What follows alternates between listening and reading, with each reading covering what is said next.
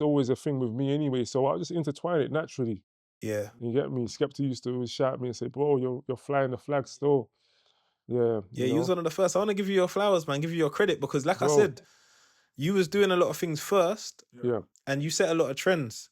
And I just want to show that, right, like, it was noticed. Love, do you know what I mean? Yeah. You doing that, it got us, I'm from the Caribbean, but it got a lot of us saying, which one now? Even my man them to this day. Where's Bobby, the where's the leckes? Hey. Do you know what I mean? The whole culture, we embraced it. Yes, yeah, where's yeah. the liquors, Bobby? I found that. This is what I'm saying. So I want to big up you for that, man, because before you, I never heard anyone on Grime or Garage from our generation do that. So that's a big thing. You gotta go boldly where no man has gone before. It's gotta be boldly. You can't just go, innit? You gotta go boldly.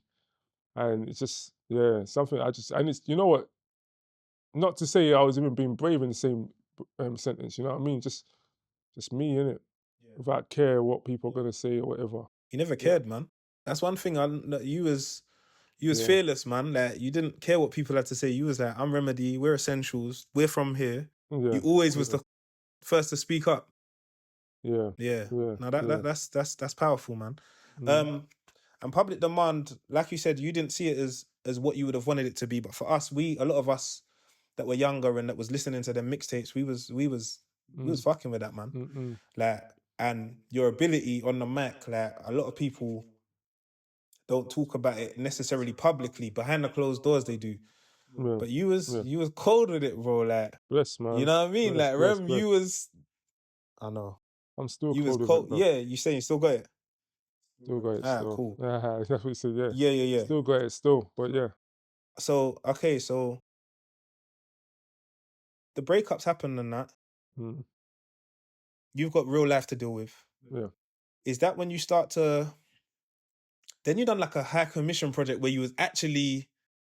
Afro-Grime. Afro-Grime. You coined that phrase. Yeah, Afro-Grime. Coined it, yeah. Yeah, so yeah, that was a thing, just me and my boy Esquire. You know? And this is just stuff like very organic, just chilling together. Instrumentals come on and we just start mucking about, you know what I mean?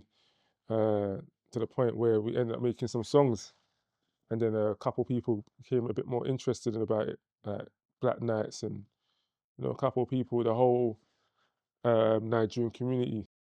So that's some grime community, yeah. Yeah, it was before the time. Because look at what's happening now. Like, yeah. So we done that for a bit, man. So then after you've gone through, you've gone through your Essentials thing, you've done some solo projects, you took a break from music. Then out of nowhere, you said, I heard a tune and I heard it's that tall one from Southside Williams, state your name. Big man, I'm here to save the game. You know that you jumped on Real Talk. Yeah. And it's like, that was like one of the comeback. Yeah. Is that when you got your fire back? Yeah. No, what really, Real Talk. Yeah. Real Talk was meant to be just me, like, just giving them a little something before we dropped the album, the Essentials album. So that's... Oh, that was before. Yeah, because remember, like, I linked you in Maine, innit, Bossman. And Bossman heard it already and told me, I said I should spit it to you. And I spat it to you, get me? You know that ain't the same. I came from a different track, but yeah. So that was just me warming them up for the album. Yeah, so almost like a response to what you were saying. Then I said my thing. I started bigging up everyone. You get me? Bigging up all the youngers, bigging up everything. It's like, we're coming anyway, without saying we're coming. Yeah, and then it's Logan was spinning it. A couple of DJs were spinning it. Yeah, man. Yeah, I get the timeline messed up a bit because there's so much history, man. Do you know what I mean? You know we're gonna have to do a part 2. We're gonna do a part 2 and a part 3 because there's a lot of history. But it's fine. If we move things forward a bit, you step away from the mic after a while. Yeah. Focus on family, and then you start managing. You start managing out of nowhere. You're like, yo, I've got this new artist. His name's Strapsy. He's the real deal. Everyone starts talking about Strapsy, Don Strapzy. Tell us a bit about how that came about. I was hearing, you know what? One day I was on YouTube, and this is when gigs, he's doing his thing. And the Blade Browns and them lot. So I came across one freestyle. I think it was Young Rev and Strapsy. And I said, because previously my cousin, Martin, so another young Rem, I've got about 5 young Rems. A lot But of remedies another running around. so Chuko, older brother, used to run around with Strapsy.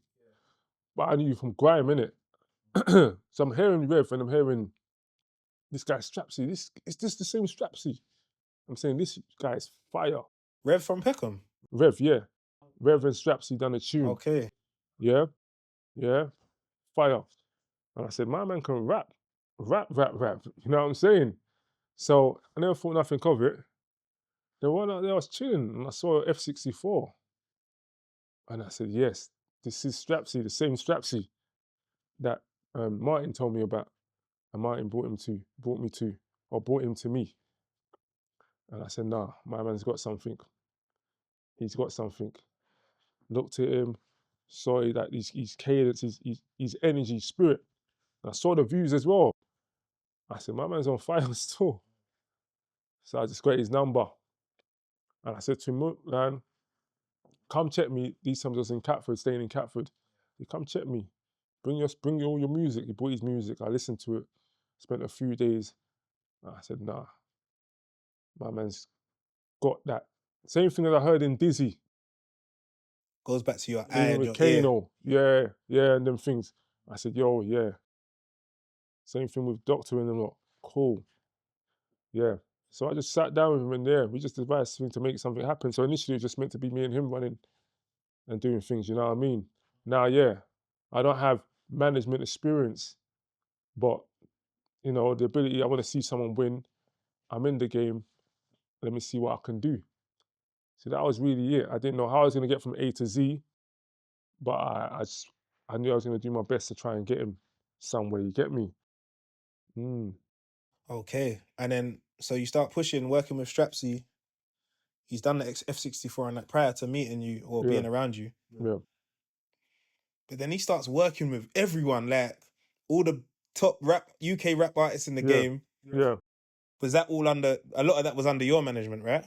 yeah. Just by a bit on both. Yeah, under my management. Some people reach out, and then some people I'll reach out to some people and just try to put together tracks. Now we started working immediately on Blue Magic, the mixtape.